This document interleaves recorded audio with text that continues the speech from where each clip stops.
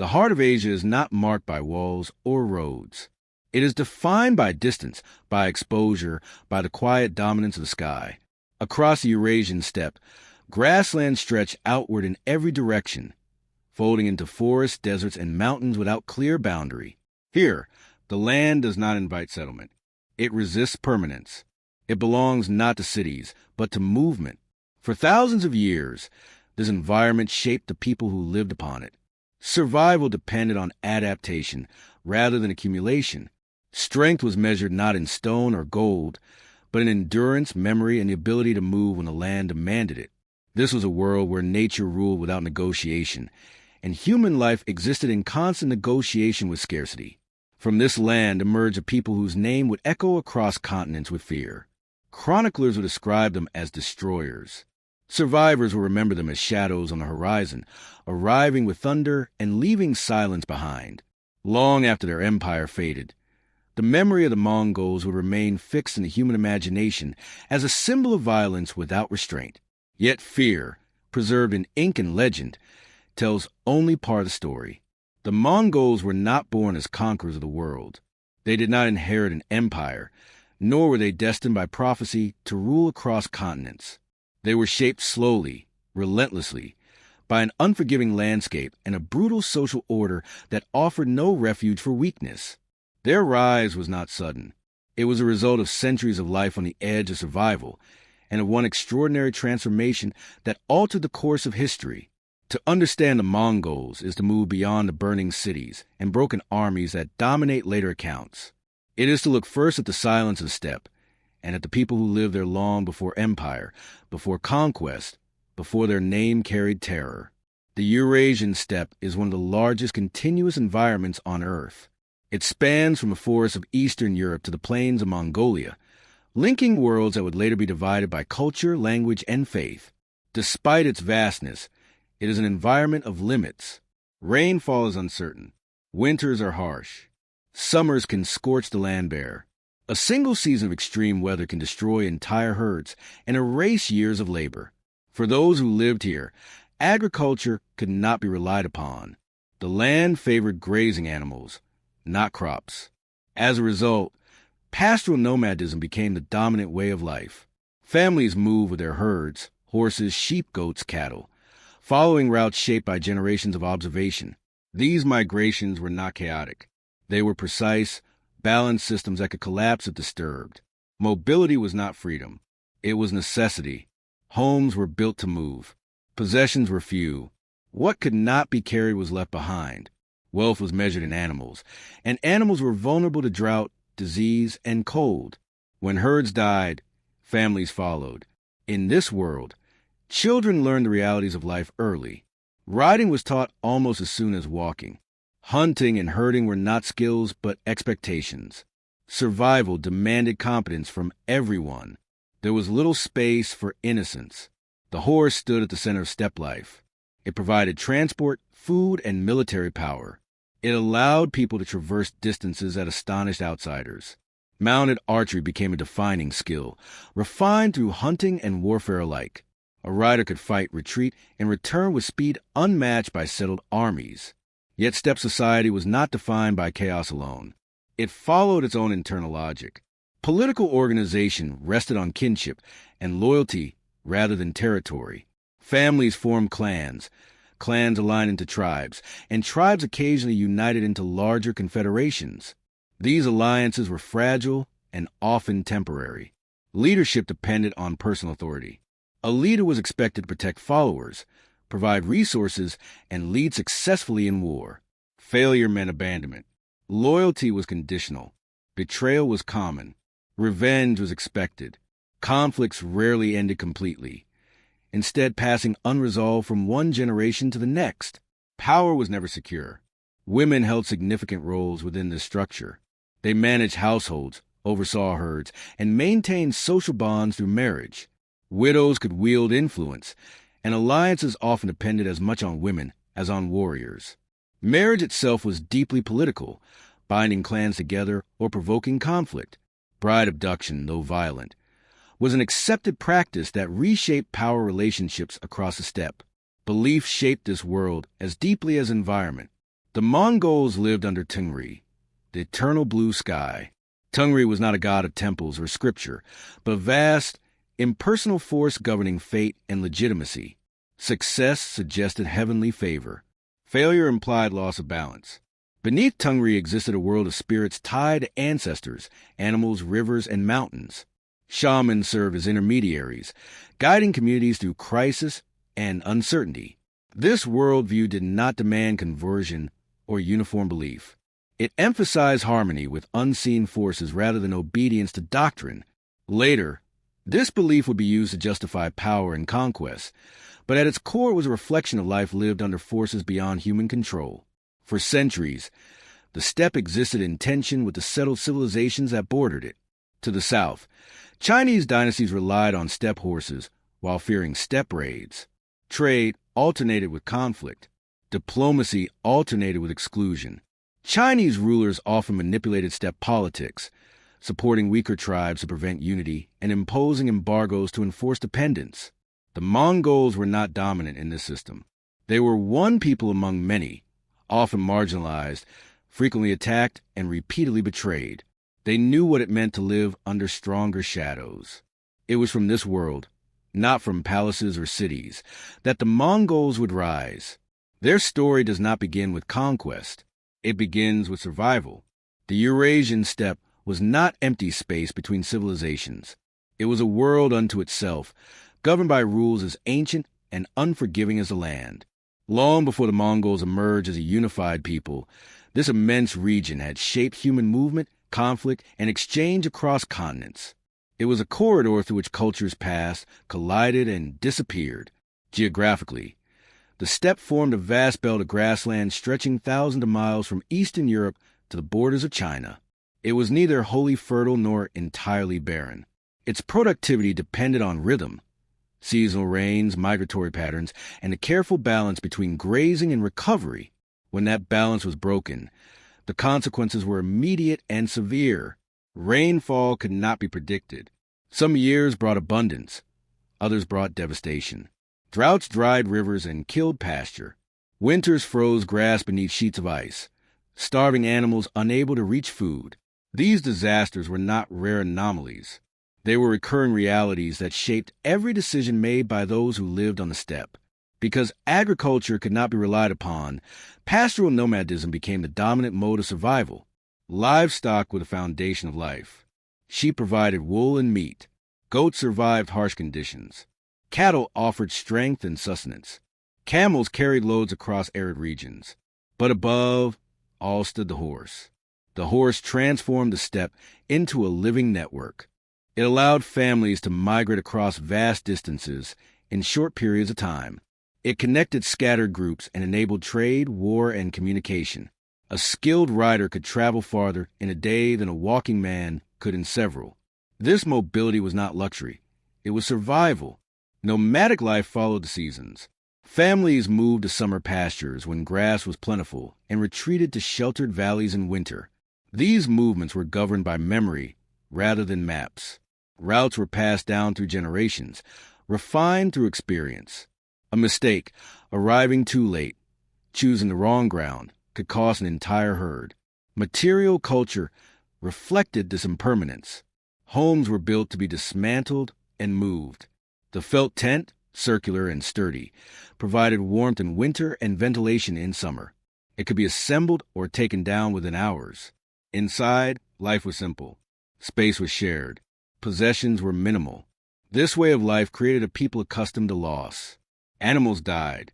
Camps were abandoned. Nothing was guaranteed to last. Attachment was tempered by necessity. Yet within this apparent simplicity existed deep social complexity. Nomadic societies required cooperation to function. Herding demanded coordination. Migration required shared knowledge. Defense against rivals required collective action. As a result, social bonds were vital, but they were also fragile. Families formed clans based on shared ancestry.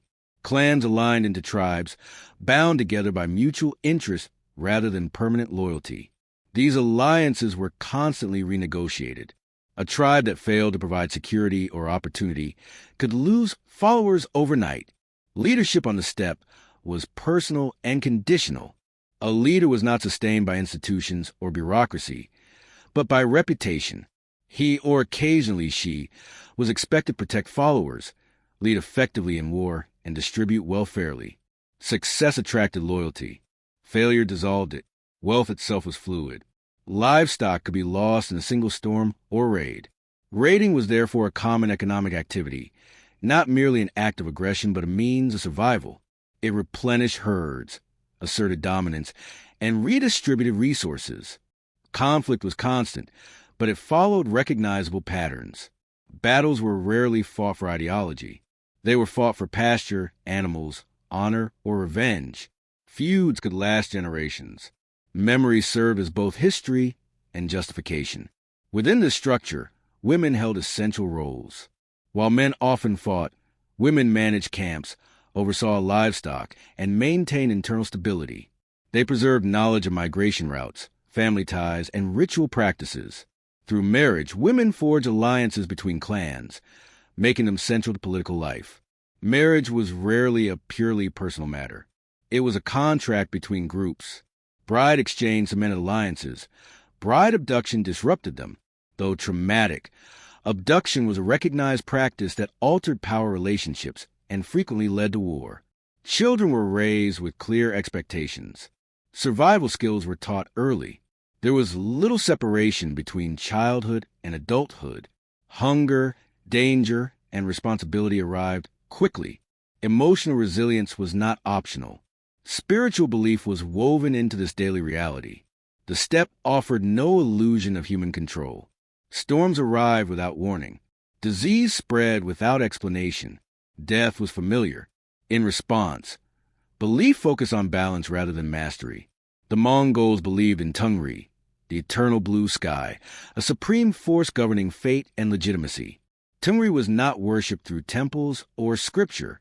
It was acknowledged through respect for nature and acceptance of circumstance. Victory in battle suggested heavenly favor. Defeat implied imbalance or loss of protection. Alongside Tungri existed a world of spirits, ancestors, animals, landscapes. Shamans mediated between the visible and invisible worlds, performing rituals to restore harmony or seek guidance. This belief system did not enforce moral codes in the way later religions would. It explained uncertainty rather than eliminating it. Importantly, it did not demand exclusivity. The steppe tolerated multiple beliefs, a trait that would later influence Mongol governance. Despite its internal coherence, the steppe was never isolated. It existed in constant interaction with settled civilizations.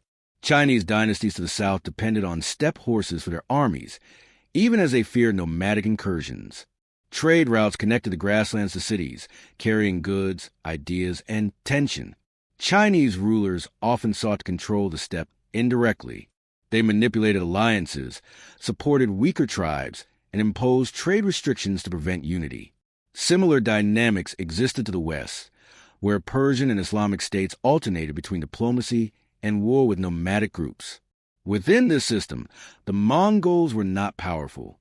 They were one among many tribes, often overshadowed by stronger rivals. They were subject to manipulation, attack, and humiliation. Their experience was not one of dominance, but of vulnerability. This world, harsh, unstable, and unforgiving, formed the foundation of Mongol identity. It was from here, from scarcity and exposure rather than abundance, that the Mongols would rise. Life on the steppe demanded more than endurance. It demanded constant negotiation between individuals, families, and rival groups within a social system that offered no permanent protection. There were no walls to retreat behind, no standing institutions to absorb failure. Every relationship carried consequence, and every decision could alter the balance between survival and ruin. Power on the steppe was not abstract. It was personal, visible, and fragile. The most basic unit of society was the family, bound together by necessity as much as blood. Families clustered into clans, tracing lineage through shared ancestors, real or remembered. These clans formed the foundation of identity. To belong to a clan was to be protected. Conditionally, to lose that belonging was to face the world alone. Clans rarely survived in isolation. They aligned with other clans to form tribes, united by shared interests rather than permanent loyalty.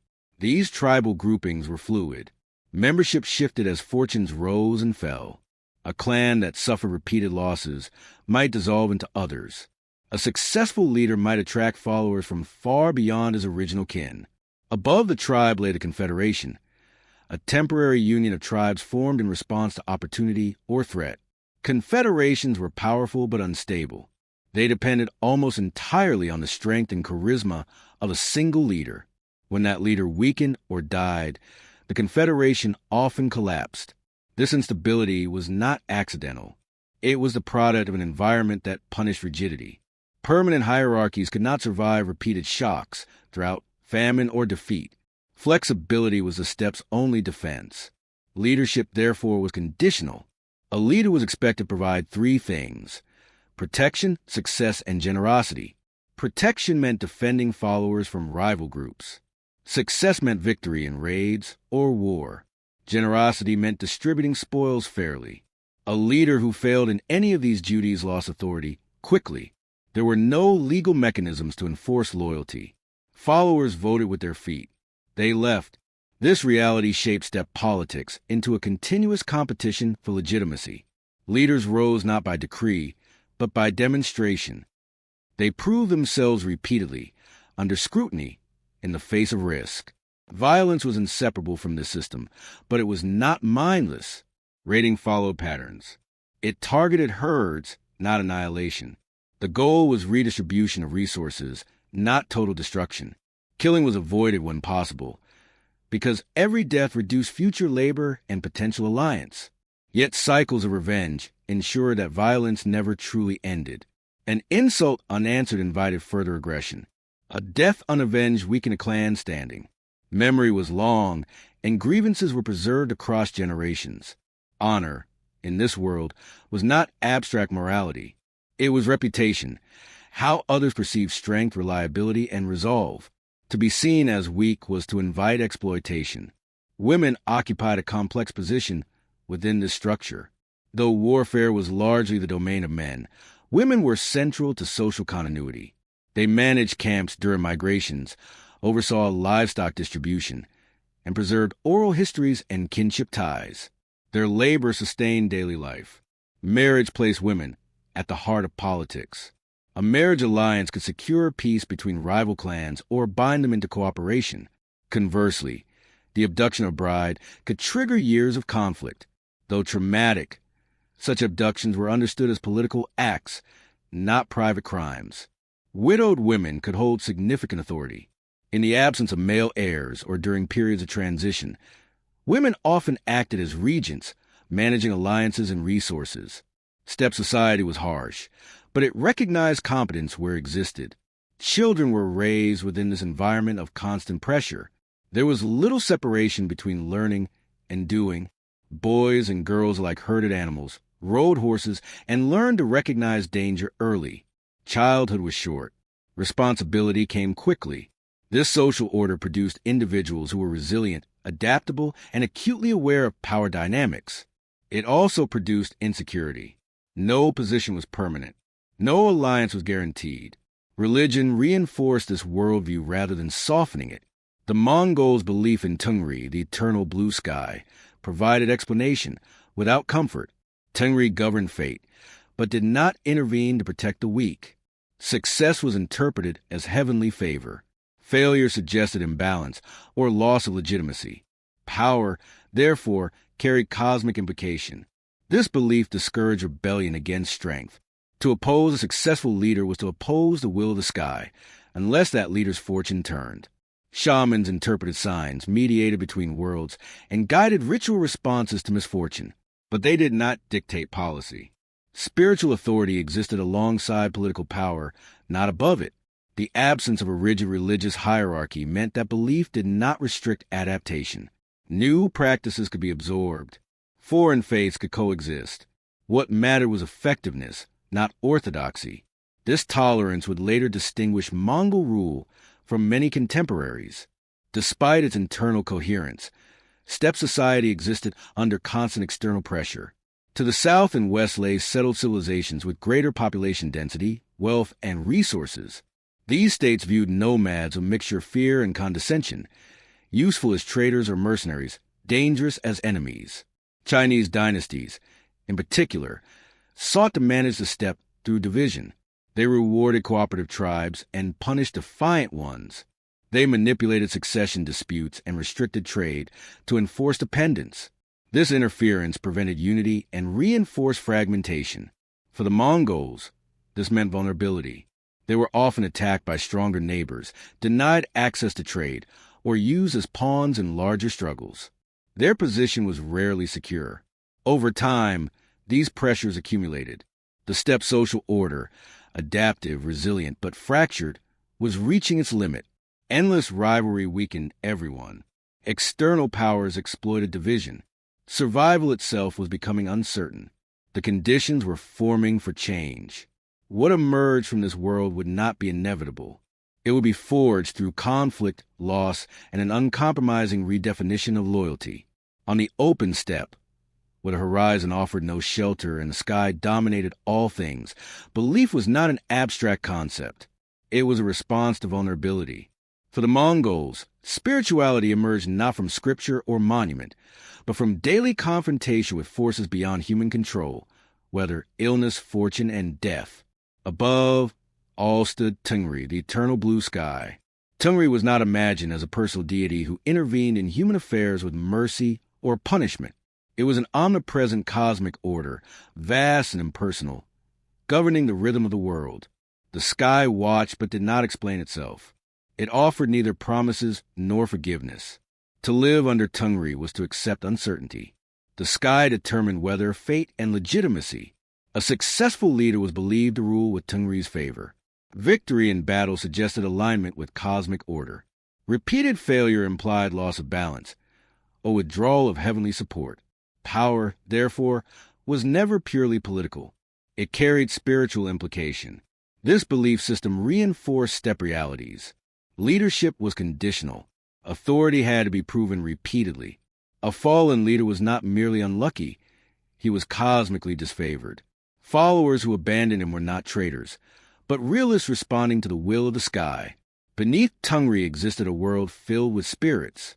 Ancestors remained present, watching over descendants. Rivers, mountains, forests, and animals possessed their own essence. The natural world was alive, responsive, and potentially dangerous. Shamans served as intermediaries between these realms. They interpreted dreams, omens, and illness. They conducted rituals to restore balance during crisis, drought, disease, or defeat. Their authority came from perceived connection to unseen forces, not from formal hierarchy. Yet shamans did not govern society. They advised, warned, and mediated. Decisions remained with leaders and communities. Spiritual guidance did not override political necessity. This absence of centralized religious authority had profound consequences. Belief on the steppe was flexible. Practices evolved. New rituals could be adopted if they proved effective. There was no concept of heresy in the structured sense known to settled religions. The Mongols did not seek to convert others. Faith was not a tool of domination. What mattered was harmony with forces greater than humanity, not uniformity of belief. This worldview fostered a practical tolerance. Later, when the Mongols encountered Buddhists, Muslims, Christians, and others, they would judge these religions not by doctrine, but by utility and stability. As long as spiritual practices did not threaten order, they were allowed to exist. Rituals on the steppe were intimate and immediate. Offerings were made to spirits at important moments, before journeys, during illness, after death. Sacred places were respected, often marked by simple stone cairns or ribbons tied to trees. These were not centers of worship, but points of acknowledgement. Death was accepted as part of life. There was grief, but not denial. The dead returned to the land and the sky. Ancestors continued to influence fortune. Burial practices reflected this worldview. Simple, often unmarked, allowing the body to return to nature. This belief system also shaped attitudes toward law and justice. Without written codes enforced by institutions, morality was situational. Right and wrong were judged by consequence and balance rather than abstract principle. Revenge restored equilibrium. Generosity reinforced harmony. Excessive cruelty, if it disrupted order, risked cosmic disfavor. Yet violence itself was not condemned. It was understood as a necessary response to threat. The sky did not demand peace. It demanded survival. The spiritual framework reinforced resilience. When disaster struck, when herds died, when enemies attacked, the Mongols did not seek moral explanation. They adapted. They moved. They endured. At the same time, belief provided meaning. Suffering was not random. It was part of a larger order that could be navigated, if not controlled. Beyond spirituality, worldview shaped how the Mongols understood time and history. The past was not distant. It lived in memory, song, and story. Oral tradition preserved lineage, conflict, and alliance. These narratives guided behavior. They warned against betrayal, celebrated strength, and remembered loss. Identity was collective rather than individual. A person existed within family, clan, and tribe. Personal ambition was inseparable from communal fate. To rise alone was impossible. To fall alone was rare. This collective identity did not eliminate individuality, but it constrained it. Personal grievances became communal conflicts. Personal success altered group standing. As pressures from external powers increased, this worldview was tested. Chinese dynasties, Islamic states, and other settled civilizations operated under different assumptions: written law, centralized authority, permanent borders. They viewed steppe belief as primitive or unstable. Yet it was precisely this flexibility that allowed steppe societies to survive repeated disruption. For the Mongols, belief was not comfort. It was preparation. It taught acceptance of loss, recognition of power, and obedience to reality rather than ideology. It prepared them to endure betrayal without despair, defeat without surrender, and change without collapse. When transformation came, when one leader would challenge the very structure of steppe society, this worldview would not resist it. It would adapt. The sky did not forbid change. It demanded only that those who claimed power prove worthy of it before the Mongols became a name spoken with fear. They were a people living on the margins of power. They did not dominate the steppe, nor did they command the respect of neighboring civilizations. For much of their early history, they existed in a state of dependency, caught between stronger tribes, manipulated by distant empires, and vulnerable to forces beyond their control. The Mongols were one among many steppe peoples competing for survival. To their west lived powerful tribal confederations, such as the Naiman and the Karaite. To their south lay the vast influence of Chinese dynasties, whose reach extended far beyond their borders through trade, diplomacy, and calculated interference. The Mongols occupied a precarious position within this landscape, often overshadowed and rarely unified. Their territory offered no natural defense. Open grasslands made concealment difficult and retreat costly. Without strong alliances, Mongol clans were easy targets for raids. Livestock could be taken in a single night. Families could be scattered in season. Security depended on relationships that were rarely stable. Chinese dynasties understood the danger of a unified steppe. For centuries, they pursued a strategy of division. Rather than confronting nomadic peoples directly, they manipulated rivalries, supported weaker tribes against stronger ones, and controlled access to trade goods, especially metal tools, grain, and luxury items. Trade was both lifeline and leash. The Mongols depended on exchange with settled societies for goods they could not produce themselves. When trade routes were restricted, hunger followed. When access was granted selectively, loyalty shifted. This system ensured dependence and prevented lasting unity. Diplomatic titles and gifts further reinforced this imbalance. Steppe leaders were recognized, rewarded, or ignored at the discretion of imperial courts. Prestige flowed downward from settled power, not upward from steppe strength. Mongol leaders learned that recognition could be withdrawn as easily as it was given. Within the steppe itself, stronger tribes exploited weaker ones. The Mongols were often subject to raids, forced alliances, and humiliation. They were used as auxiliaries in conflicts not their own, expending lives for causes that brought little lasting benefit. This constant pressure shaped Mongol identity. They learned caution. They learned resentment. They learned that survival required adaptability rather than pride. Fragmentation further weakened them. Mongol clans frequently fought one another over pasture, livestock, and honor. These internal conflicts drained resources and prevented coordinated resistance against external threats. Each victory was temporary. Each loss deepened division. Leadership among the Mongols was unstable.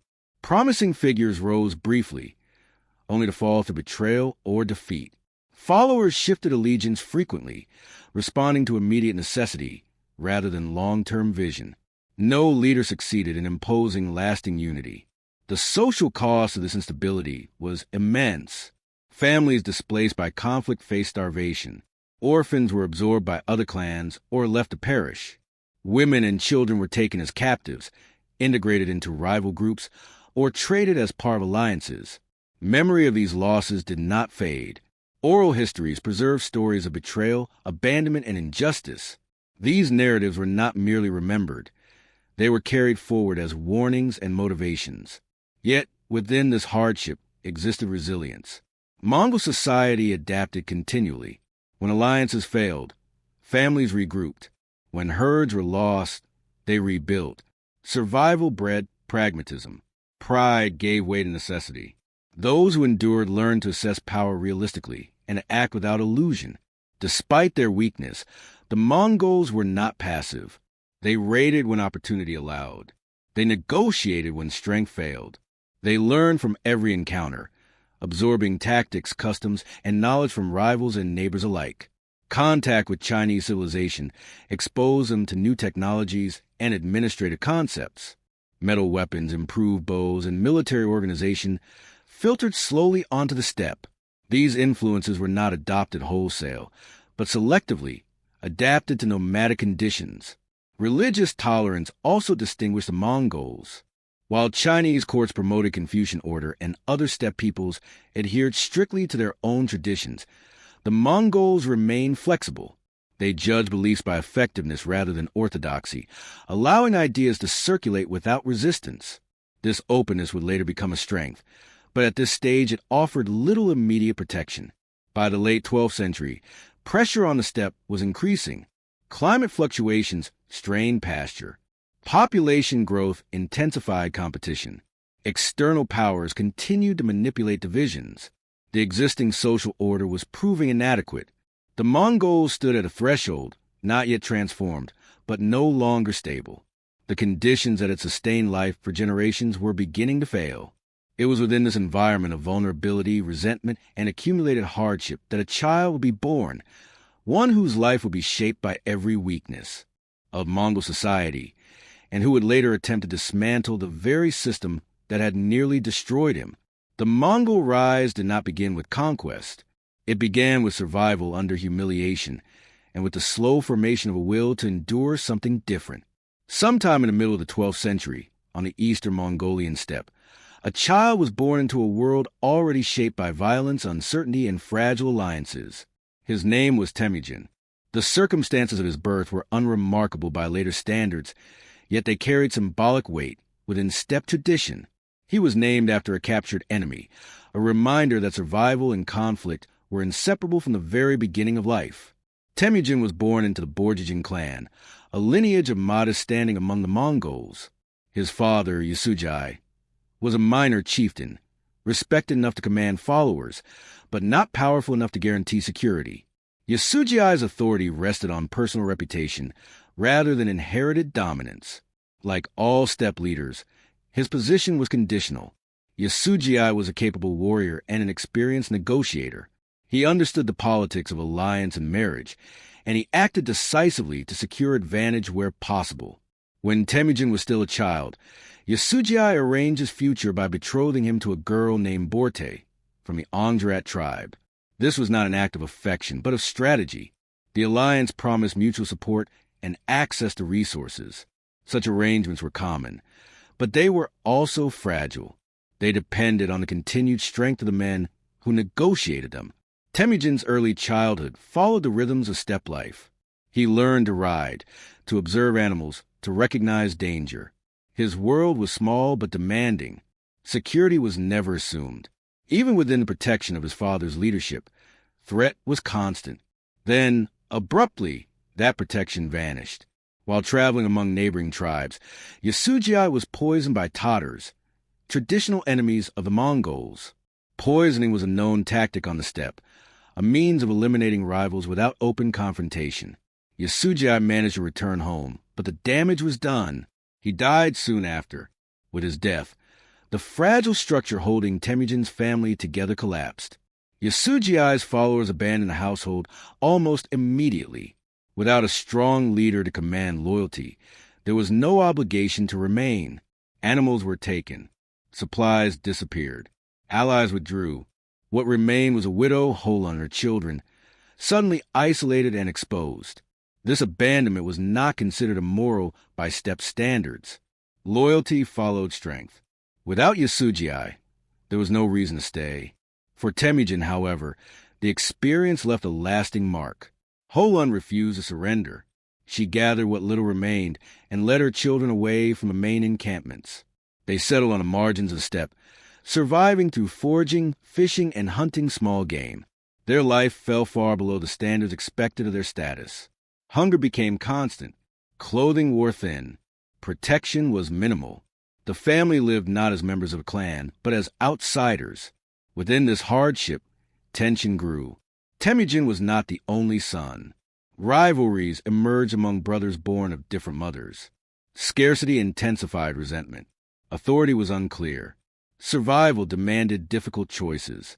At one point, conflict within the family erupted into violence. Temujin and his full brother killed a half-brother who challenged their position. This act was not senseless cruelty. It was a brutal assertion of hierarchy in a world where weakness invited destruction. The killing haunted Temujin, but it also hardened him. He learned that power, once lost, could only be regained through decisive action. Mercy had limits. The family's vulnerability did not go unnoticed. Rivals saw opportunity. Temujin was eventually captured by members of the Teikea clan, who viewed him as a potential threat due to his lineage. They placed him in a wooden collar, a device designed to restrict movement and humiliate captives. For a time, Temujin lived as a prisoner, displayed as a warning to others. His fate was uncertain. Many captives were eventually killed or absorbed into other groups as servants. Temujin escaped through a combination of courage, timing, and unexpected loyalty. A sympathetic guard looked away. Members of a poor household hid him, risking punishment themselves. These acts of kindness, offered without expectation of reward, left a deep impression. For the first time, Temujin experienced loyalty not rooted in kinship or fear, but in shared humanity. When he returned to his family, he was no longer simply a survivor. He was changed. He had seen how easily social structures collapsed, how quickly followers abandoned leaders, and how arbitrary power could be. He had also learned something else. Loyalty could be created. The world Temujin inherited was one of fragmentation and resentment. Authority rested on lineage, yet lineage alone offered no protection. The old system had failed his family completely. As Temujin grew into adulthood, these lessons would shape his actions. He would remember abandonment. He would remember humiliation. He would remember those who helped him when they had no obligation to do so. The steppe had taken everything from him once. He would not allow it to do so again. The years following Temujin's escape did not bring stability. Freedom on the steppe did not guarantee safety, and for a young man without a powerful clan behind him, every day remained uncertain. His family survived, but survival alone offered no future. Hunger still stalked him. Rivals still remembered his name. Protection remained fragile. Temujin's childhood had stripped him of illusion. Now his youth demanded decision. Holon, his mother, became the center of the family's endurance. She instilled discipline, memory, and an uncompromising will to survive. Through her, Temujin absorbed the histories of betrayal and resilience that defined Mongol life. She taught him not to forget who had abandoned them, but also not to waste strength on empty resentment. As Temujin matured, he began to understand the political landscape that surrounded him. Power did not belong to the deserving, but to the organized. Lineage mattered, but only when supported by force. Loyalty could be earned, but only through consistent action. One of Temujin's first steps toward reclaiming position was the recovery of Borte, his promised bride. During his years of weakness, Borte had been abducted by the Merkit, a rival group seeking revenge for past offenses committed by Temujin's father. Her capture was both personal and political, a direct challenge to Temujin's standing. Temujin could not confront the Merkit alone. His response revealed early strategic thinking. Rather than act impulsively, he sought alliances. He turned to Togrul, leader of the Kharit and an old ally of his father. Togrul, seeing opportunity as well as obligation, agreed to help. With Togrul's support and the assistance of Jamukha, a childhood companion from a noble lineage, Temujin assembled a small but effective force. Together, they attacked the Merkit camp and recovered Borte. The victory was limited in scale, but profound in consequence. It restored Temujin's honor, strengthened alliances, and demonstrated his ability to mobilize support. It also introduced him to the fragile nature of partnership. Jamukha, unlike Temujin, came from aristocratic roots. He believed leadership should remain with the noble clans. Temujin's growing influence unsettled him. What had begun as brotherhood slowly transformed into rivalry. As Temujin gathered followers, many from low-status backgrounds, he began to challenge traditional hierarchy.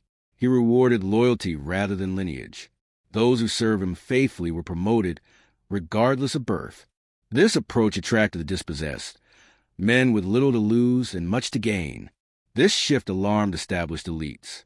To them, Temujin represented disorder. To his followers, he represented possibility. The steppe responded with resistance. Conflict between Temujin and Jamukha became inevitable. Their rivalry was not merely personal. It represented two visions of steppe society. Jamukha defended the old order, elite dominance, hereditary privilege, and rigid hierarchy. Temujin envisioned something new, authority built on loyalty, discipline, and shared reward. The first clashes ended poorly for Temujin. Jamukha's forces were larger, better supported by noble clans. Temujin suffered defeat and abandonment once again. Followers defected. Resources dwindled. For a moment, it seemed the steppe was repeating itself. But Temujin had learned. He did not retreat into obscurity. Instead, he adapted. He studied the causes of failure: lack of discipline, unreliable alliances, insufficient coordination. He began reshaping his followers into a more cohesive force. Punishment became strict. Loyalty was enforced. Desertion was no longer tolerated. Rewards were distributed fairly and predictably. Temujin demanded obedience, but he also protected those who served him.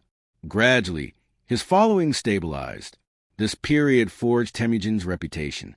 He became known as a leader who did not abandon his people, even in defeat. He shared hardship. He remembered service. He punished betrayal. These qualities resonated deeply with those marginalized by the old system. At the same time, Temujin remained cautious. He avoided unnecessary conflict. He waited. He observed the shifting alliances of the steppe, understanding that power was never static. The rivalry with Jamukha deepened, but open confrontation was delayed.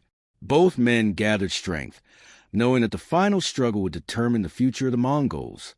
For Temujin, this was no longer about survival alone. It was about transformation. The old order had nearly destroyed him. He would not restore it. The steppe was preparing for change, even if it did not yet recognize it. And at its center stood a young leader shaped by hunger, betrayal, and an unyielding resolve to rebuild a world that had cast him aside despite his growing reputation. Temujin remained vulnerable. On the steppe, reputation invited challenge as often as it commanded respect. For rival clans, the survival and rising influence represented unfinished business. His lineage, once dismissed, was becoming dangerous. The Teikid, a powerful clan related distantly to Temujin's own, had never forgotten him. They viewed his family as rivals whose bloodline still carried symbolic authority. As Temujin gathered followers, the Teikid acted to eliminate the threat before it grew beyond control. They captured him without warning. Temujin was seized and placed in a wooden kang, a heavy collar that restrained movement and marked him publicly as a prisoner. The device was not only a physical burden, but a social one. It announced his humiliation to all who saw him. He was paraded between camps, displayed as proof that ambition without power ended in submission. Captivity on the steppe was unpredictable. Some prisoners were executed. Others were enslaved. A few were absorbed into the households of their captors, stripped of identity. Temujin's fate was uncertain, and he understood this clearly. Yet captivity offered him something rare, time to observe. He watched how his captors treated one another, how authority was enforced, how fear maintained order. He noted the cracks, resentment among the poor, indifference among guards, moments when discipline faltered. Even restrained, he studied the nature of power. Escape required more than strength. It required trust. Opportunity came during a festival night, when vigilance weakened. Temujin slipped free and fled into the darkness, still burdened by the collar. He sought refuge not among nobles or warriors, but among the poorest families on the margins of Taikian society. One household chose to hide him. This decision carried immense risk. Sheltering a fugitive invited brutal punishment, yet they acted anyway, concealing Temujin and later helping remove the collar. Their motives were simple: shared hardship, quiet defiance, or basic compassion. For Temujin, the experience was transformative. These people owed him nothing. They did not act for reward or obligation. Their loyalty was voluntary, grounded in empathy rather than fear. It revealed a form of allegiance untouched by hierarchy or tradition. When Temujin escaped fully and returned his followers, he carried this lesson with him. He understood now that loyalty could be cultivated through protection and fairness, not just lineage or dominance. Those who had nothing to gain materially could still choose allegiance if treated with dignity. This realization would become central to his leadership. The escape also reinforced his reputation. Survival under captivity elevated his status among supporters and frightened rivals. Stories spread. Temujin was no longer merely persistent. He was resilient. In the months that followed, he began reorganizing his followers with greater intent. Discipline was tightened. Order was imposed. Loyalty was rewarded openly. Those who betrayed him were punished without hesitation. He continued to attract followers from the lower ranks of steppe society. Men displaced by war, families abandoned by powerful clans, individuals seeking protection rather than prestige. His camp became a refuge for the marginalized. This shift alarmed traditional leaders. Temujin was undermining the old structure by offering an alternative basis for power. Authority no longer flowed exclusively through noble bloodlines. It was being redistributed through merit and loyalty. Conflict with Jamuka intensified. Jamuka, who represented aristocratic values, viewed Temujin's approach as dangerous. He believed the steppe required hierarchy to function. Temujin's followers, he argued, were destabilizing the social order. Their rivalry grew increasingly ideological. It was no longer just about who would lead, but about how leadership should be defined. Skirmishes erupted. Alliances shifted. Violence escalated.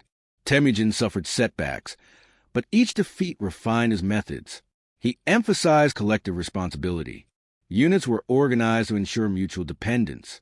Desertion was punished collectively, ensuring that loyalty became shared survival.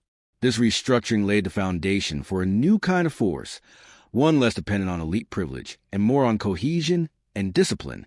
Through captivity, humiliation, and escape, Temujin learned that power could be rebuilt from the margins. The steppe, long governed by tradition and fracture, was being quietly reassembled. The lessons of the wooden collar would shape an empire. As Temujin's influence expanded, he faced a reality that defined steppe politics. No leader could rise alone. Survival required alliances, yet alliances carried risk. Every partnership was temporary, shaped by interest rather than loyalty. Trust was extended cautiously and withdrawn quickly. Temujin understood this well. His early experiences had taught him that alliances must be useful. One of the most significant relationships of his early career was with Togrul, the Khan of the Kharait. Togrul was a powerful leader with connections to Chinese courts and control over valuable trade routes. His authority rested on long-established prestige. To Temujin, he represented both opportunity and danger. Togrul and Yasujii, Temujin's father, had once been sworn brothers. This connection gave Temujin a claim, tenuous but meaningful, to Togrul's support. When Temujin sought help recovering Borte, Togul had responded favorably. That assistance created a bond reinforced by mutual benefit. For a time, the alliance served both men. Togul gained a loyal subordinate who could help stabilize his borders and expand influence. Temujin gained legitimacy, protection, and access to resources otherwise denied to him. Their camps coordinated movements. Their forces fought alongside one another. Temujin was careful not to challenge Togul's authority openly. He presented himself as a faithful ally, respecting hierarchy while quietly strengthening his own base. This balance required restraint. Any sign of ambition could provoke suspicion. At the same time, Temujin continued cultivating loyalty among his followers. He expanded his forces gradually, absorbing smaller groups and displaced families. His reputation for fairness spread. Spoils were distributed evenly. Discipline was enforced consistently. This success did not go unnoticed. Jamukha, Temujin's rival, viewed the alliance with Togul as a threat. He sought to undermine it, presenting Temujin as dangerous and untrustworthy. Jamukha's arguments resonated with traditional elites who feared Temujin's growing popularity among commoners. Whispers began to circulate. Temujin was accused of ambition beyond his station. His reforms were framed as rebellion against ancestral order. Loyalty to him, critics argued, would destabilize the steppe. Togul listened. Age had made him cautious, but also insecure. His authority, once unquestioned, was facing internal challenges. Some within his own tribe saw Temujin's success as a sign of weakness at the top. Others feared replacement. Gradually, trust eroded. Togul began favoring his own son, Singam, whose leadership lacked Temujin's competence but carried the weight of inheritance. Singam viewed Temujin not as an ally, but as a rival. His hostility hardened Togul's stance. The alliance fractured. Without warning, Togul turned against Temujin. Camps were attacked. Followers were forced to choose sides. Temujin's forces, outnumbered and unprepared, suffered defeat. Once again, he faced abandonment as allies defected to safer positions. The betrayal was decisive. Temujin retreated into exile, his power reduced, his position uncertain. For many leaders, this would have marked the end. The steppe rarely offered second chances after such reversals. But Temujin endured. He studied the failure with clarity. He recognized the limits of dependence on traditional power structures. Alliances rooted in hierarchy could collapse without warning. Loyalty granted from above was unstable. He adjusted accordingly. From this point forward, Temujin reduced reliance on aristocratic allies. He focused instead on strengthening internal cohesion. He reorganized his followers into units bound by shared responsibility rather than kinship alone. Punishments became severe. Desertion endangered everyone and was treated as such. Success was rewarded publicly, reinforcing trust. Leaders were chosen for ability, not birth. This restructuring was radical. It challenged the foundation of steppe society. Yet it worked. Slowly, Temujin regained strength. Defeated followers returned. New ones arrived. His camp became disciplined, efficient, and loyal in ways unseen before. The betrayal by Togul marked a turning point. It ended Temujin's dependence on traditional legitimacy and forced him to redefine power on his own terms. The steppe was changing. Trust, once tied to blood and hierarchy, was being replaced by something more dangerous. Loyalty earned through survival. Defeat forced clarity. For Temujin, the betrayal by Togul and the collapse of their alliance marked the end of an era. The old rules of steppe politics, temporary loyalty, aristocratic privilege, and inherited authority, had proven unreliable. If he were to survive, let alone rise, he would have to build something entirely new. He began by dismantling the assumptions that governed tribal life. Traditional steppe organization was rooted in kinship. Clans and tribes formed around ancestry, and loyalty flowed through bloodlines. Temujin replaced this structure with one based on function and discipline. Followers were reorganized into units that deliberately mixed clans and families, preventing old rivalries from undermining cohesion. This reorganization served a clear purpose. Loyalty would no longer be divided between leader and kin. It would be directed toward the collective and its commander.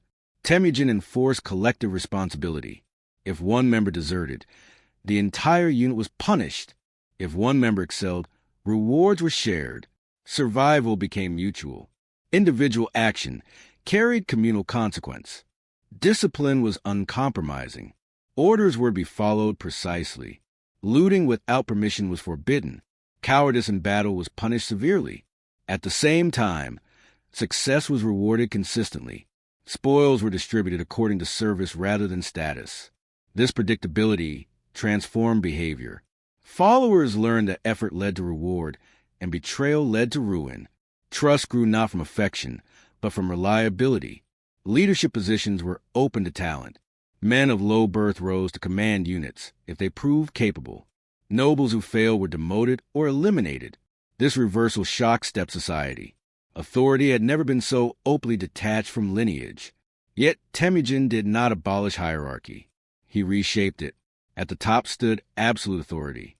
Beneath it, ranks were clearly defined. Every man knew his place and his obligation. Ambiguity, which had fueled betrayal, was reduced. Temujin's reforms extended beyond military organization.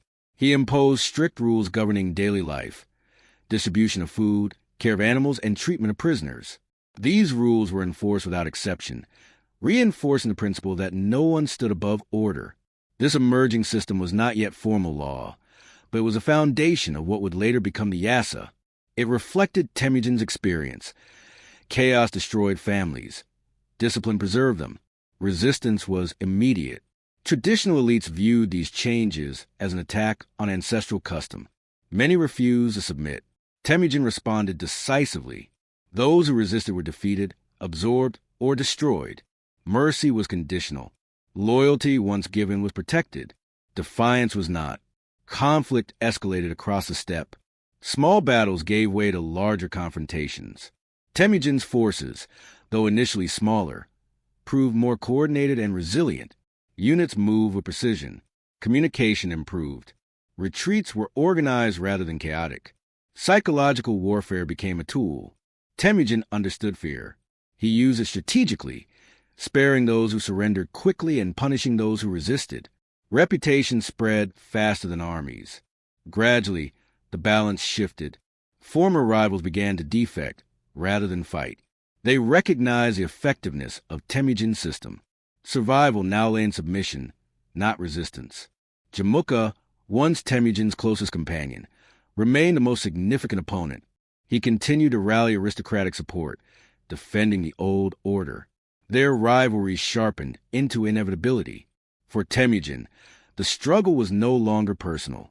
It was structural. One vision would prevail.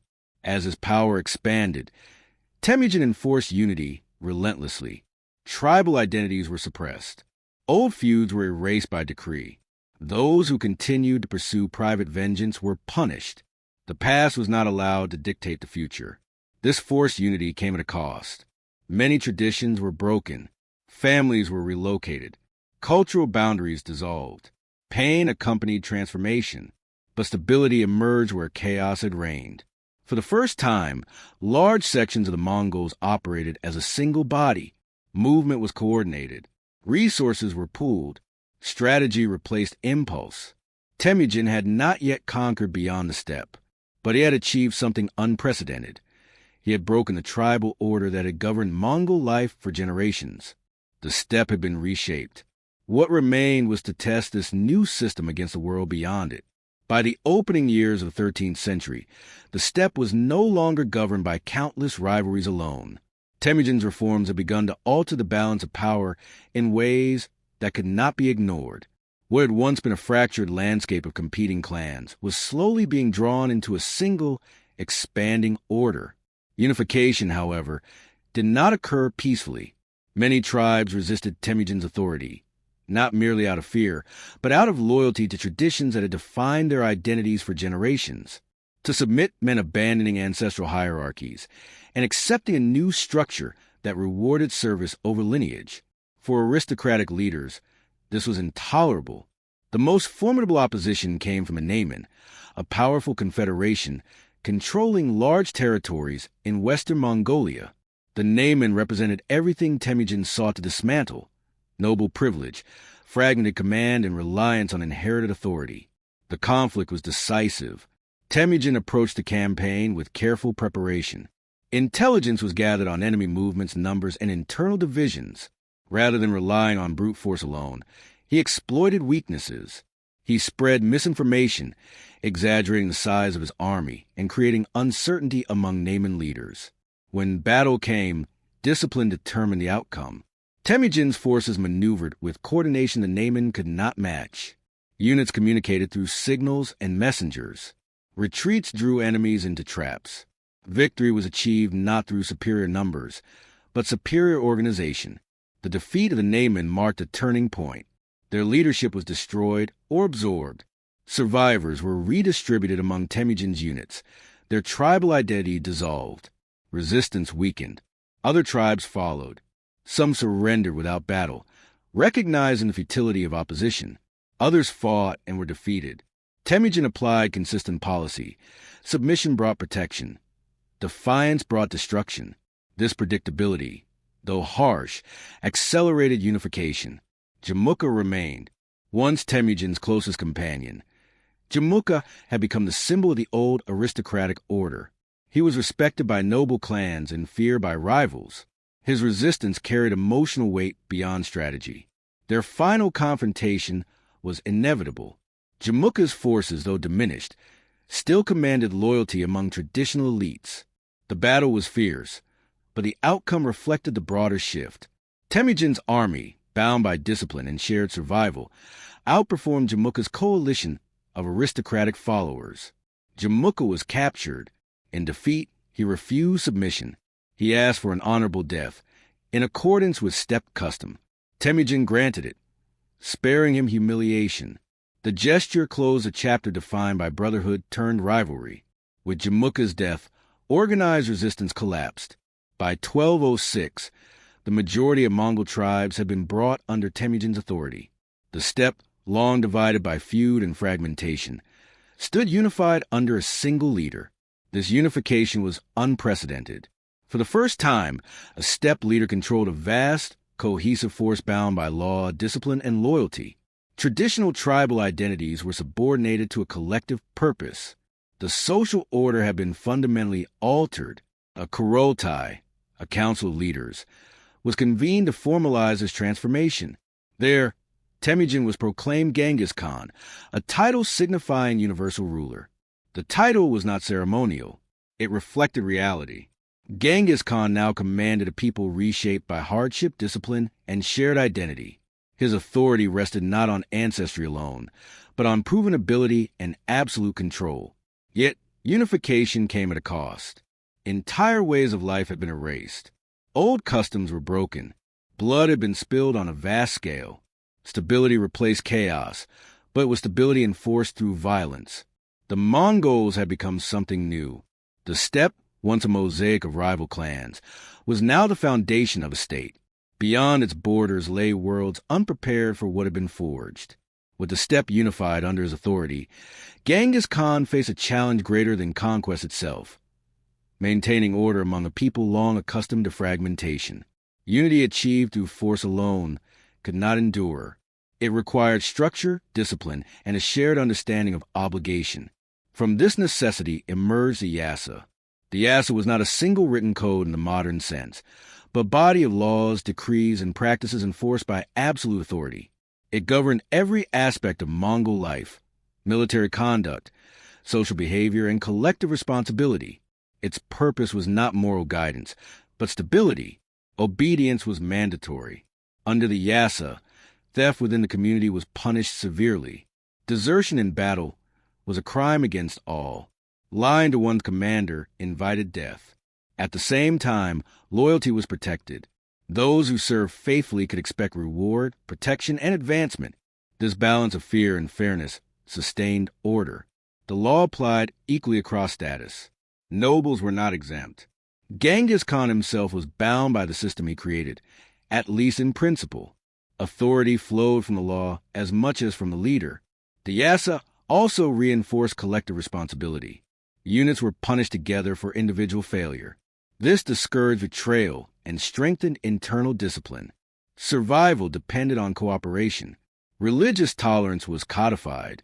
The Mongols would not interfere with spiritual practices as long as they did not threaten order. Priests, monks, and scholars were often exempt from taxation and labor. This policy reduced resistance in conquered regions and reflected steppe pragmatism. Alongside law, military doctrine defined Mongol power. The Mongol army was built around mobility. Cavalry formed its core, divided into units organized by decimal structure. Tens, hundreds, thousands, and tens of thousands. This system simplified command and ensured flexibility. Every soldier was trained to ride, shoot, and maneuver independently. Mounted archery allowed Mongol forces to strike at range while maintaining speed. Retreats were used strategically, drawing enemies into pursuit before turning suddenly to attack. Communication was precise. Signals, flags, and messengers coordinated movements across large distances. Intelligence gathering was systematic. Scouts preceded armies, mapping terrain and assessing enemy strength. Logistics were simplified. Soldiers traveled light, carrying minimal supplies. Herds accompanied armies, providing food. Horses were rotated, allowing sustained campaigns without exhaustion. Psychological warfare played a central role. Genghis Khan understood that fear could defeat cities before battle began. He cultivated a reputation for total destruction against those who resisted.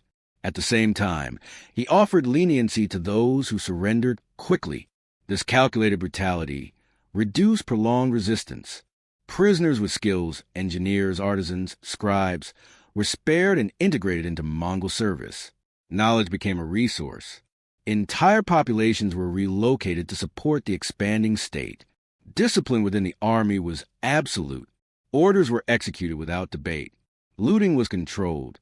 Disobedience endangered everyone and was punished accordingly. The Mongol way of war was not chaotic. It was methodical, adaptive, and relentless.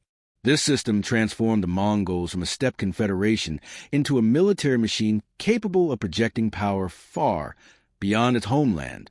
Yet expansion was not immediate. Genghis Khan approached the outside world cautiously.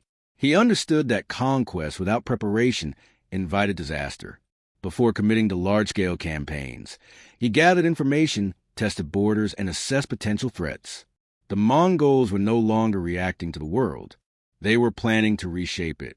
Law and war combined to produce something unprecedented.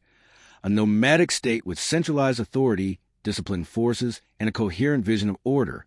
The steppe had forged an empire before it ever crossed its borders. What followed would test the limits of this creation. The proclamation of Genghis Khan in 1206 did not mark an end, but a beginning. The unification of the steppe had resolved internal conflict, yet it created new pressures. A people forged from movement, and war could not remain idle without consequence. Stability demanded direction.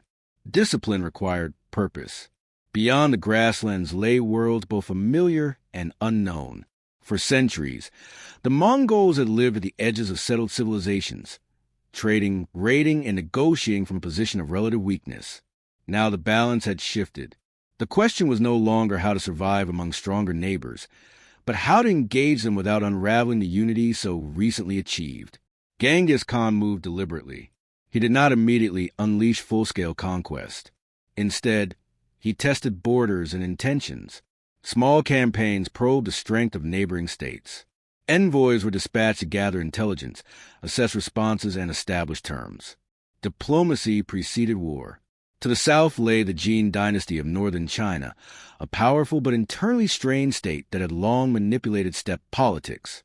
The Jin had supported rival tribes, imposed trade restrictions, and treated Mongol leaders as subordinates. Their influence loomed large in Mongol memory. Genghis Khan understood the symbolic weight of confronting them. Initial encounters were cautious. Mongol forces tested Jin defenses, avoiding prolonged engagement.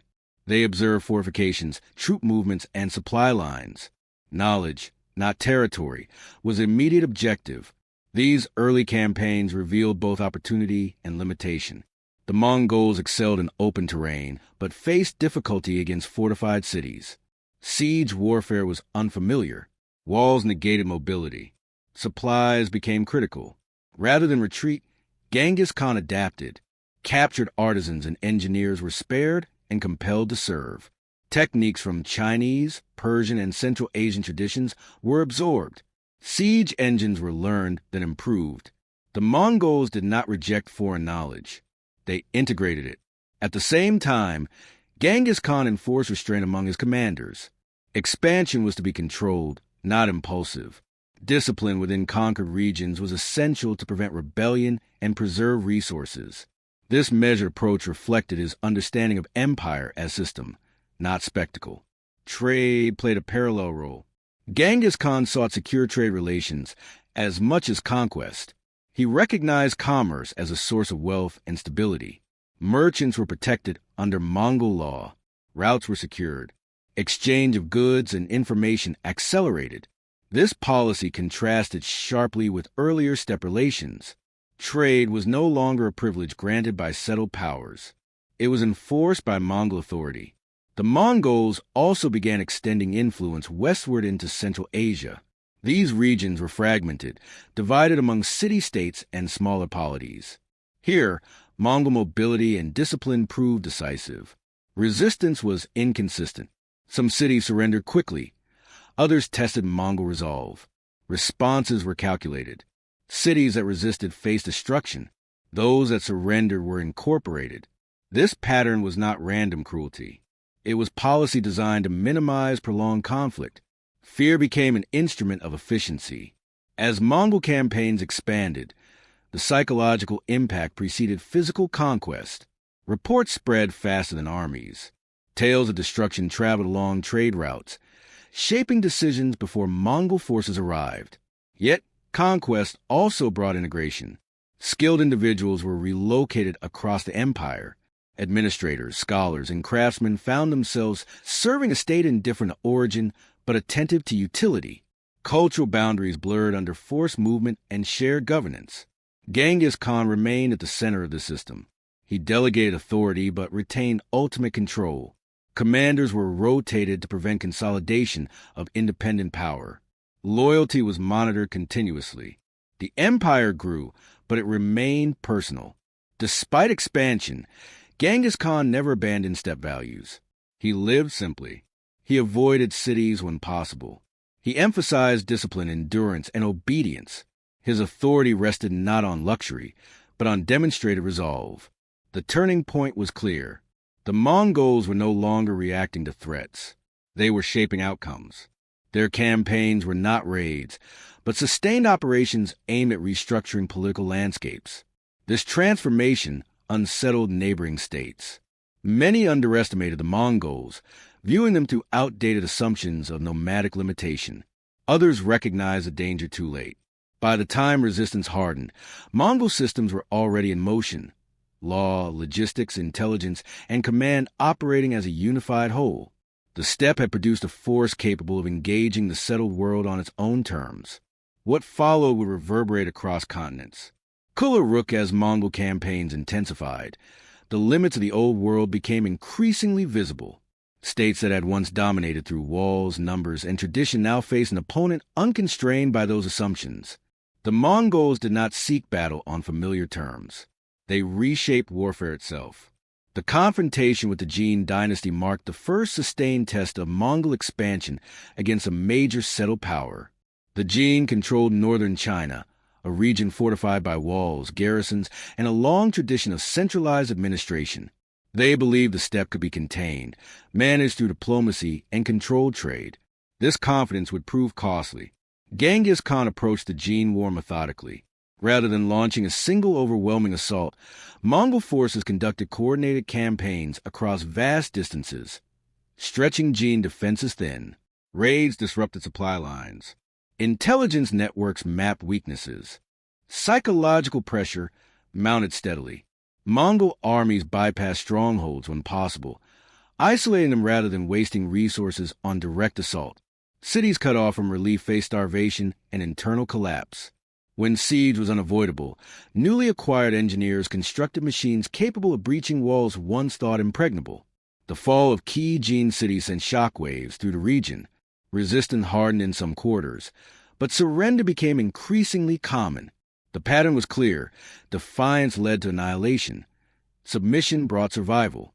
This binary choice was not accidental. It was central to Mongol strategy. As expansion continued, the nature of Mongol warfare became clearer. It was not driven by impulse or cruelty alone, but by a calculated understanding of fear, efficiency, and control. Destruction served purpose. Terror reduced resistance. Speed prevented recovery.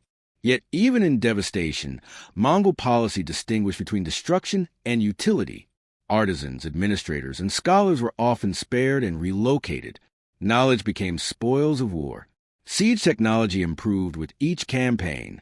Administrative practices were adapted to govern conquered populations. The Mongols learned quickly. Beyond China, Mongol forces moved westward into Central Asia. Here they encountered Islamic states with their own traditions of warfare, scholarship, and governance. These societies underestimated the Mongols, viewing them as raiders incapable of sustained conquest. The illusion was shattered rapidly. Mongol mobility overwhelmed static defenses. Feigned retreats drew armies into vulnerable positions. Coordination across multiple fronts prevented effective response. Cities fell in succession, their fate spreading fear ahead of the advancing armies. Still, expansion was not without cost.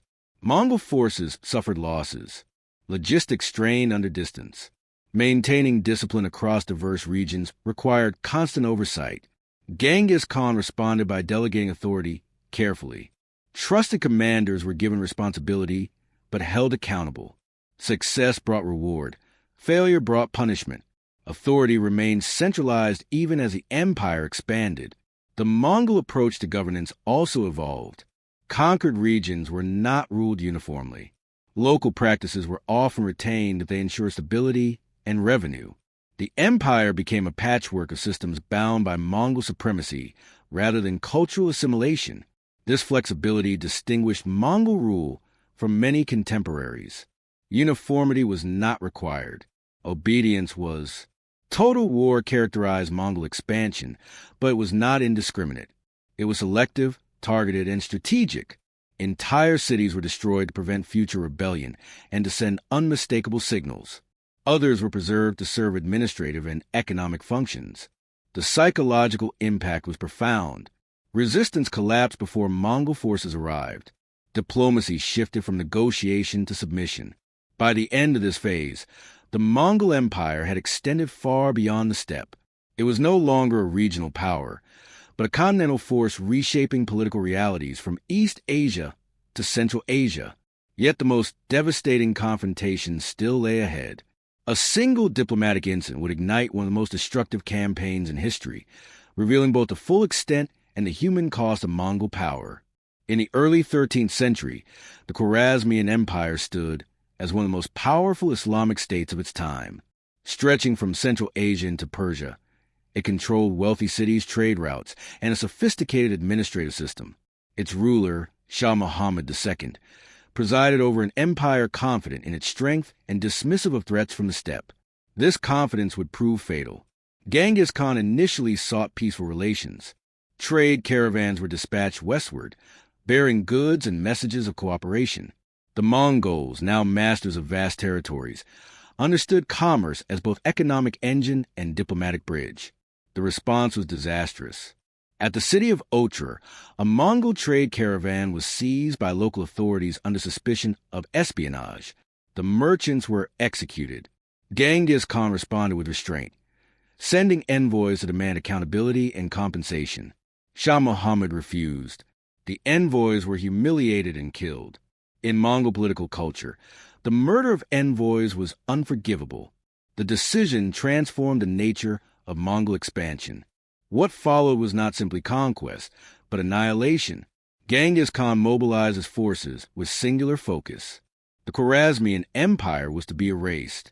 Mongol armies advanced along multiple routes, crossing deserts and mountains considered impassable. Speed and coordination prevented Khwarezmian forces from concentrating. Cities fell in rapid succession. Bokhara fell first. The city's defenses collapsed under siege and betrayal. Genghis Khan entered its mosque, addressing the population not as conqueror, but as judge. His words underscore the moral logic of Mongol punishment. Resistance had brought destruction. Samarkand followed. Despite its fortifications and large garrison, the city succumbed to coordinated assault and internal collapse. Skilled individuals were spared. Others were killed. The city's wealth was seized. Its population shattered. The Shah fled. Rather than organizing resistance, Shah Muhammad retreated westward, abandoning his cities one by one. His flight demoralized offenders and accelerated collapse. Mongol forces pursued relentlessly. Each city faced the same choice: surrender or destruction. Some resisted and were annihilated. Others submitted and survived. The pattern reinforced Mongol reputation and reduced future resistance. The human cost was immense. Entire populations were killed or displaced. Irrigation systems were destroyed. Urban centers that had flourished for centuries were reduced to ruins. The demographic impact reshaped the region permanently. Yet even here, Mongol policy was not random. Destruction was targeted. Regions that resisted most fiercely suffered greatest devastation. Areas that surrendered early often retained administrative structures under Mongol oversight. The campaign demonstrated Mongol operational mastery. Intelligence, coordination, and logistics functioned across thousands of kilometers. Commanders operated independently, but in alignment with central objectives. Genghis Khan remained personally involved, directing strategy and enforcing discipline. Mercy and brutality were applied consistently. By 1221, the Khwarezmian Empire no longer existed. Shah Muhammad died in exile, hunted to exhaustion. His empire fragmented into chaos, leaving a power vacuum the Mongols to exploit. The destruction of Khwarezmia transformed Mongol reputation. To contemporaries, they appeared unstoppable, inhuman, apocalyptic. Fear spread across the Islamic world and into Europe, but this perception obscured deeper realities. The Mongols were not driven by bloodlust alone. Their actions followed a harsh logic rooted in survival, deterrence, and control. They believed terror shortened war. Still, justification could not erase consequence. The Khwarezmian catastrophe marked a point of no return. The Mongols had demonstrated the full extent of their power and the depth of their willingness to use it. The world would never view them the same again. The destruction of the Khwarezmian Empire did not bring rest. Instead, it opened vast corridors of movement into regions long insulated from steppe power. The Mongol armies, now seasoned by continuous campaigns, did not withdraw eastward. They pressed outward, carrying the consequences of Khwarezmia into lands unprepared for their arrival. Genghis Khan delegated aggressively. He trusted his generals to operate far from the center, granting them autonomy while holding them accountable to overarching objectives. This command style allowed Mongol forces to fragment and reassemble across enormous distances without losing coherence. Two commanders in particular, Subutai and Jebe, were sent westward on what began as a pursuit and evolved into reconnaissance on a continental scale. Their mission was not conquest in the traditional sense. It was exploration through warfare. They moved through the Caucasus, encountering Georgian and Armenian forces. These states, unfamiliar with Mongol tactics, attempted conventional defense. They were defeated through feigned retreats and encirclement. The lesson was repeated relentlessly. Crossing into the steppe north of the Black Sea, the Mongols encountered the Kievan Rus and their Cuman allies. Here again, fragmentation proved fatal. Coalitions formed too late. Command was divided. Coordination failed. At the Battle of the Kalkar River in 1223, Mongol forces destroyed a much larger Rus army. The victory was decisive, yet the Mongols did not occupy the region. They withdrew, having achieved their purpose. They now understood Europe. This campaign revealed a defining characteristic of Mongol expansion. Not all victories resulted in occupation. Some were informational. Knowledge of terrain, politics, and military capability was as valuable as territory. Meanwhile, in the east, Genghis Khan continued to consolidate control over conquered lands. Administration evolved through necessity. Tax systems were established. Census practices were introduced. Local elites were often retained under supervision, reducing the need for direct Mongol governance. The empire was becoming administratively complex. Communication networks expanded. Relay stations, early versions of what would later become the YAM system, facilitated rapid transmission of orders and intelligence. Mobility remained central, but information increasingly determined power. Despite continuous warfare, Genghis Khan avoided permanent urban residence.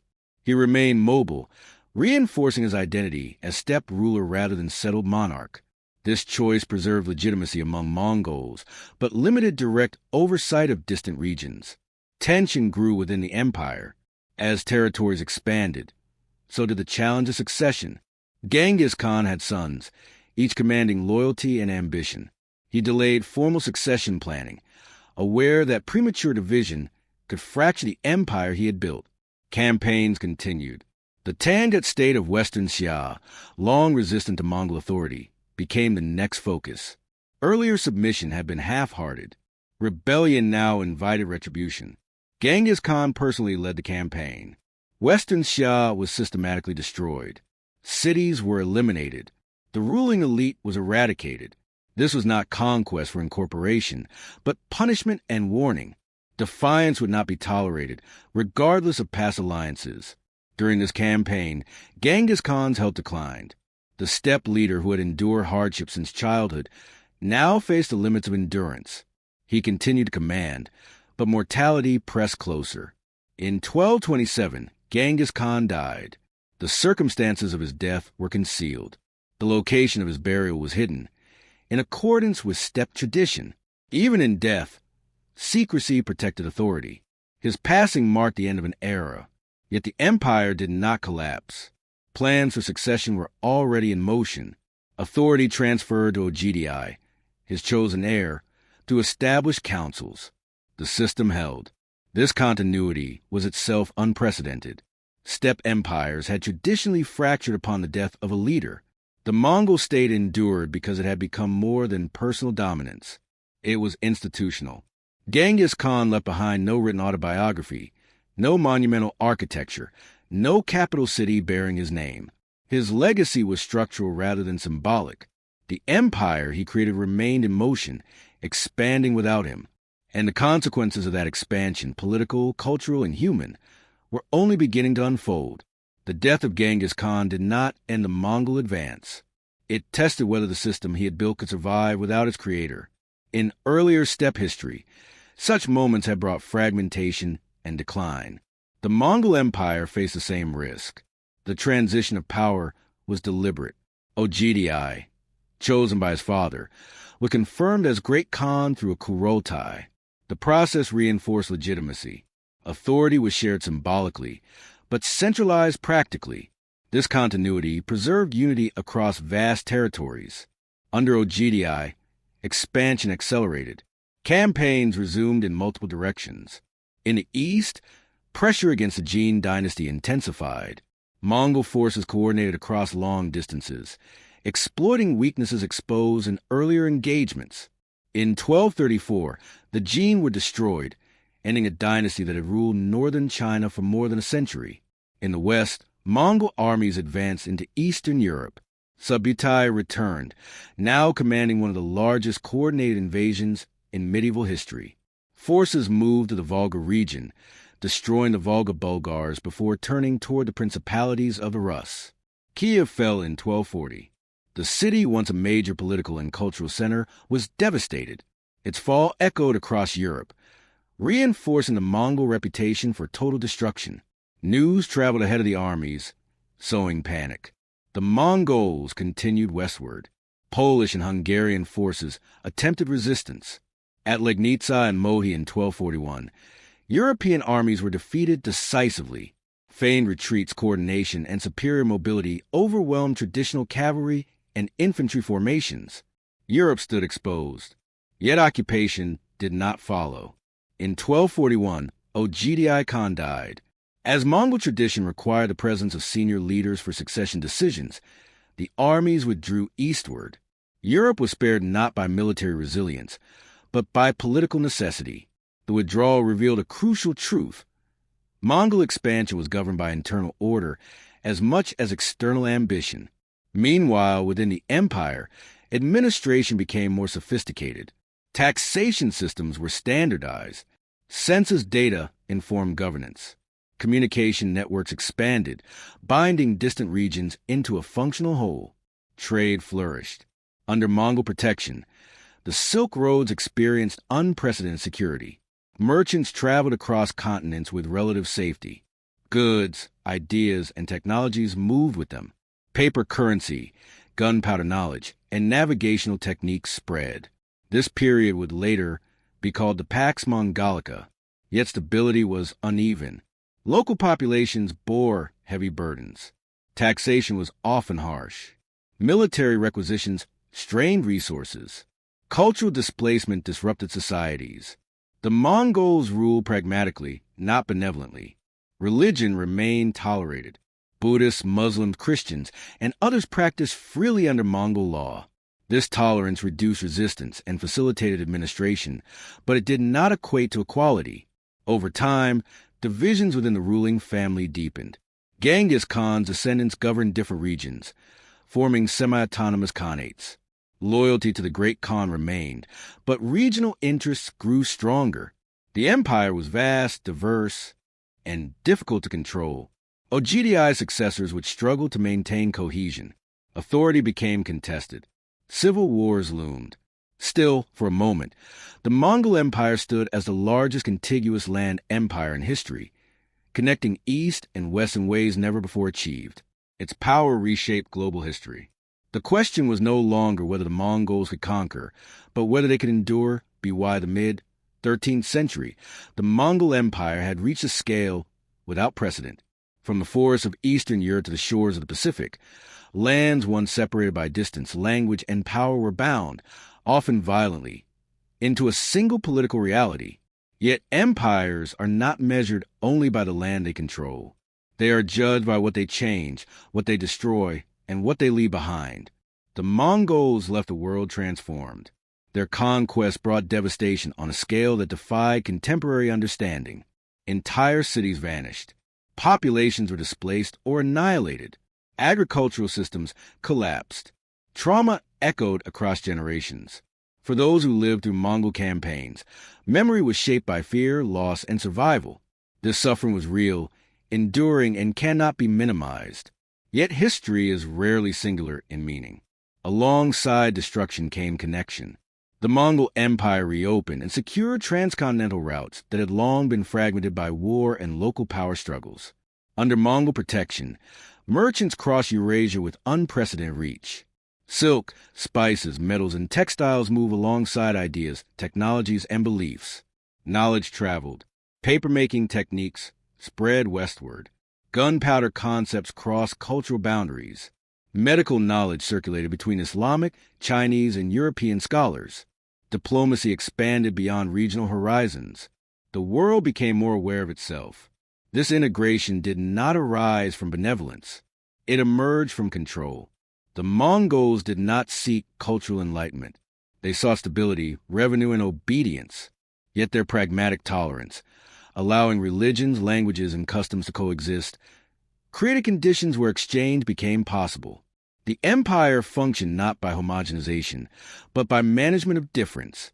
Over time, the unity forged by conquest began to fracture. The vastness that enabled Mongol dominance also undermined centralized authority. Succession disputes weakened cohesion. Regional khanates asserted independence. Civil war eroded shared purpose. By the late 13th century, the empire existed more as a family of states than a single power. Some regions adapted and endured.